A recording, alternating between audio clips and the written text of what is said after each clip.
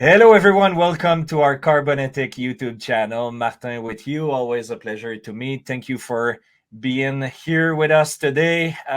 With me, as usual, Brent Tolmie, our CEO. How are you, Brent?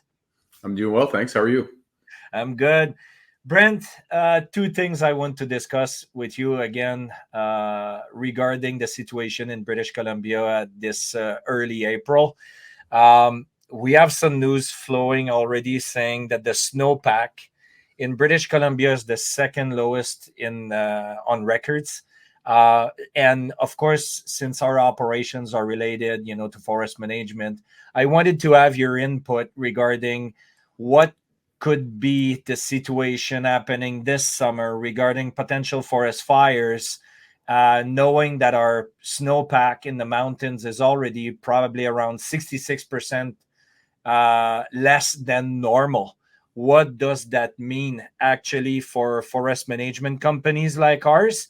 And what is the situation in British Columbia according to the fact we have less snow last winter? What could be actually the impact on the summer we're going to get? Sure. These are great questions and obviously a hot topic, right across North America. And we think about the wildfire situation in Texas and what's occurred in the past and likely will occur in their summer season in Australia, across Europe, places like Spain, Turkey, Italy, France. We're seeing record wildfires. And I think a lot of it does hinge on snowpack and the fact that we're having perhaps wetter but warmer winter events, particularly in southwestern British Columbia where we live, and that poses a threat to forests. So, what are we talking about in these situations? Well, it's pretty simple. Snowpack melts and it comes through the forest, and so every forest collects a bit of that moisture. And we have great inland coastal type forests. They're called inland rainforests in British Columbia, and they grow similar to how things grow on the coast, except for instead of rain, it's just the immense amount of snowpack that builds up around those trees that they're able to draw from through the dry summer season. So we have those certain types of forests in different places right across the continent. And what happens when they don't get snowpack is, of course, they dry out because they're not really set up to dig moisture from far down below through their root structure, but instead, historically, they've relied on snowpack. And so trees are amazing marvels of technology, their ability to extract water from down below and bring it far and away up. I mean, it's just about a physical impossibility how a tree actually manages taking water from tap roots and the roots furthest down and bringing them all the way up is something that physicists struggle to understand. Good, very good point. It's really interesting that you mention it because it goes against gravity and everything else, It right? does. It's wild.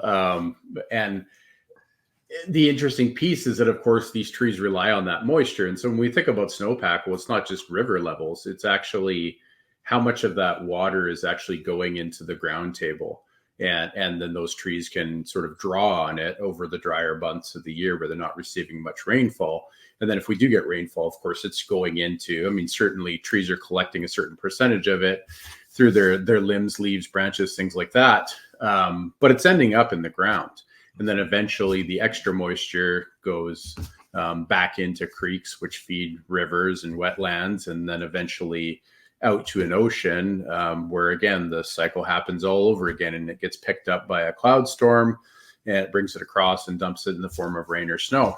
So what's happening now is not only are trees not receiving that annualized precipitation in the form of snowpack, and so we're concerned about river levels and things are hotter, drier. So what that is it's just creating a drought system in an already dry forest.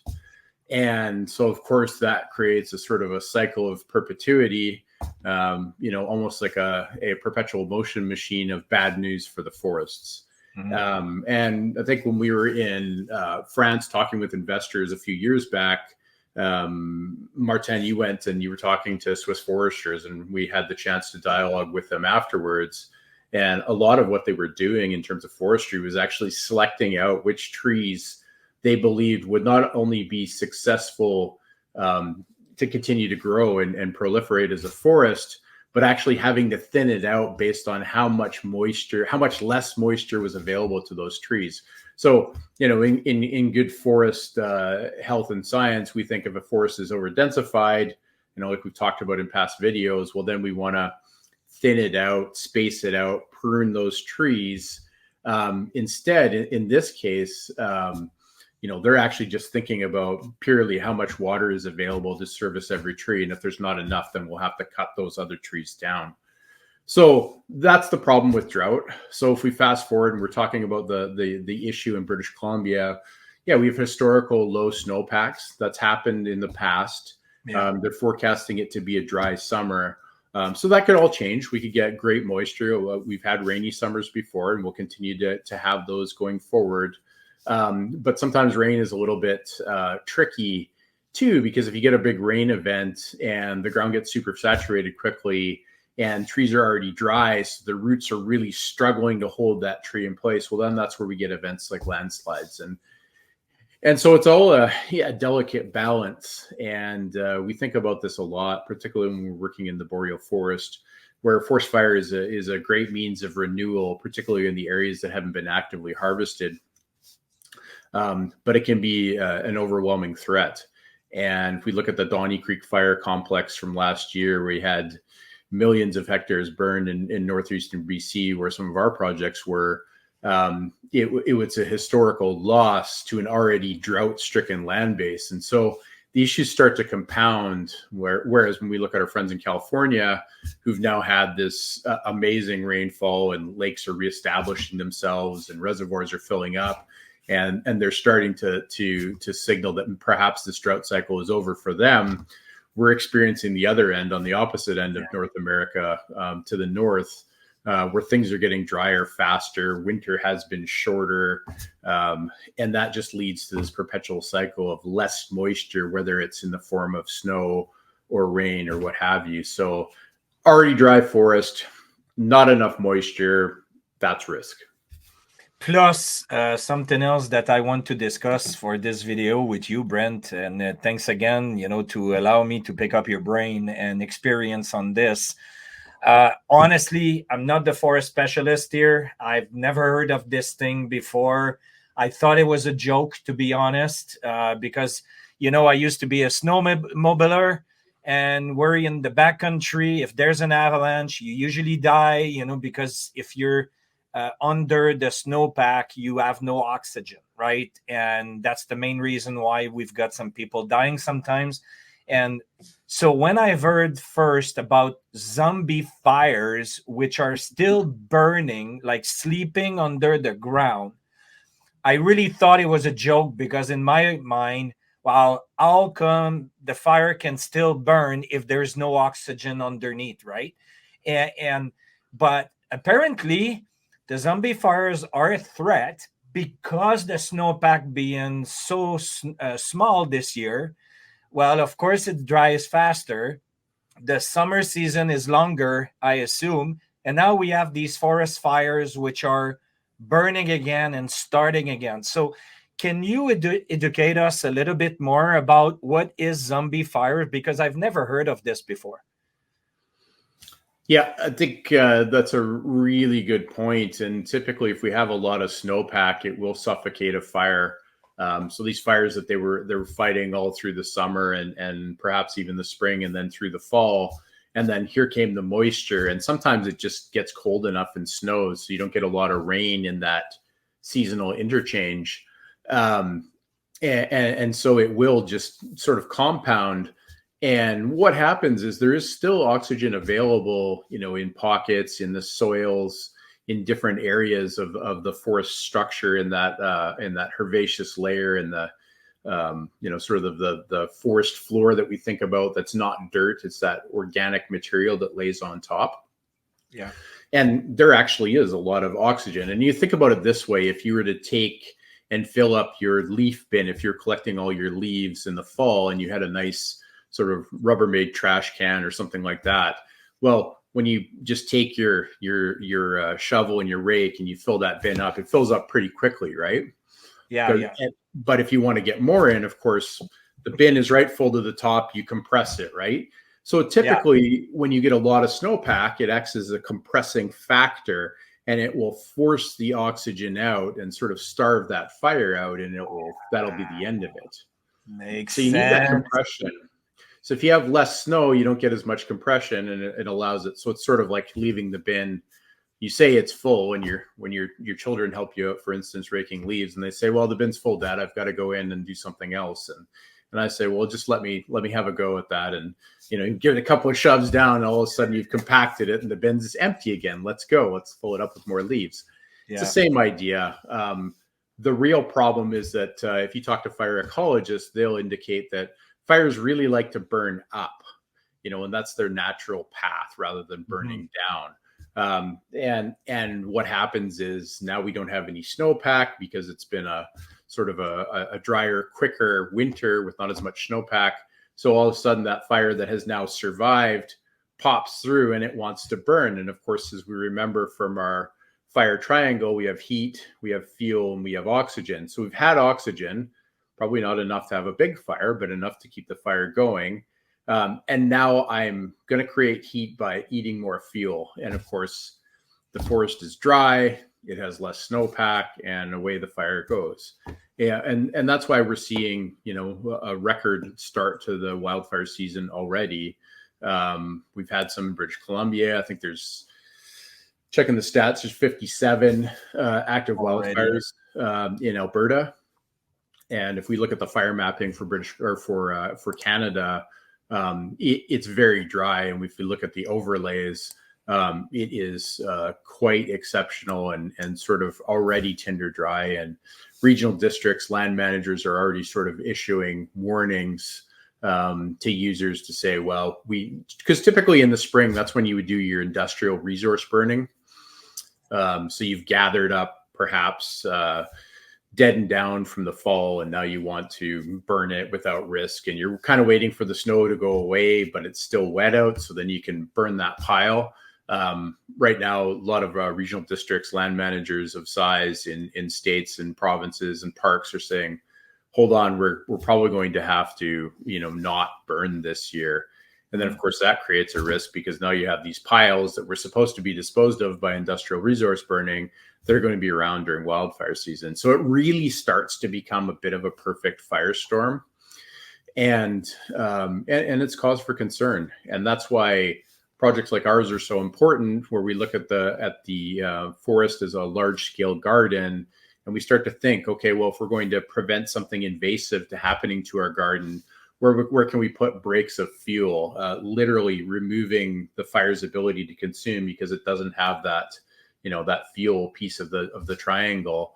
And then thinking about through these drought measures, if it's going to be a very dry forest, then how do we create resilience? And sometimes that is sacrificing trees purposefully so that the other ones can continue to sequester carbon and really build a fire break so that the fires can't move through as quick or move through quickly without really damaging the forest too much. So yeah, really big challenge. So much of the forest fuel bed that herbaceous layer we're talking about sits on top. It's going to get dry really fast because it won't get that traditional moisture. It won't be soaked in snow for quite as long. And we're already seeing the ground starting to harden up, which typically this season, particularly in resource, is called breakup. And that's that interface period between winter where we've pounded the frost into the ground and we're logging on it, or we're doing mining projects or different resource projects. We've really pushed the frost into the ground. We're simply accessing on a resource road. Maybe it's a farm in Saskatchewan, something like that. So we've got all that frost pounded into the ground. Well, then that frost needs to actually come out. And so there's that time where it's still cold and then it's warm during the day. So it's a freeze thaw cycle over and over and over again. We're seeing in places where that freeze thaw cycle is actually over, and it's just the middle of April. So traditionally this would take easily another month. Sometimes we don't get the end of breakup until you're in the middle of fire season. And I think it will be dry quickly this year, as we're already seeing in fire mapping. So a great time to be standing on guard. And going back to the carbon ethic sort of ethos, which is, can we do different / better? Something we can do as individuals really is be prepared if we see a campfire that's been left unattended, if we see a wildfire. So Martin and I were both out in the country, in the trees quite often. So basic preparedness. If you have the ability to put a shovel in your vehicle, no better defense against a fire than a shovel, honestly, because dirt is an effective retardant against fire. So if you have a shovel, you can take organic soils and cover that fire quite quickly. Make sure that there's no, sort of woody debris or leaves in it. Just don't give the fire anything to burn. Cover it with dirt. If you have the room, add a Pulaski or what's known as a fire axe. So it has the axe blade on the front and the adze on the back. And again, that's just for trenching, and it's for cutting organic materials out of the way of the path of fire. And then, of course, if you're an avid mountain biker like Martin is, or a hiker like myself, we can carry what's called a personal fire extinguisher, which is really just a powder retardant that we're able to put on wildfires, and it's powdery and it covers the fire and basically mitigates it. Or perhaps it's an extra bottle of drinking water so that you have something to defend against fire. And then, of course, in your vehicle, if you're able to carry a 180BC or a 280BC fire extinguisher, all these tools just make a big difference. And it's unfortunate to say, but avid member of the Four-Wheel Drive Off-Road Association, follow their material. And every weekend someone's posting a picture of a fire that they put out that was left unattended on a beach somewhere. And of course, in southwestern British Columbia, all our beaches are next to treed forests. Yeah. And of course, fire wants to go up, the wind kicks up, the embers go into the forest floor, and next thing you know, you've got a 10,000 hectare wildfire. And the person didn't mean to do that. There's just a lot of ignorance out there. So as we're thinking about how we can do different / better, these are some of the core strategies, is just to be prepared. Brent, thanks again this week for sharing such beautiful information, and really I find that it's super important that the people get educated about the situation that we are in and how the forest is important, in our entire system that we live in. And at the end of the day, to have conversation with guys like you, which are specialist experts in such sector, it's very interesting. So again, thanks again for your time, Brent. And thanks for all of our viewers. Let's stay put for the next one coming next week. See you next. Thank you. See you. Thank you for watching this video. If you care about the forest as much as we do, please subscribe to our different channels and stay put for the next one.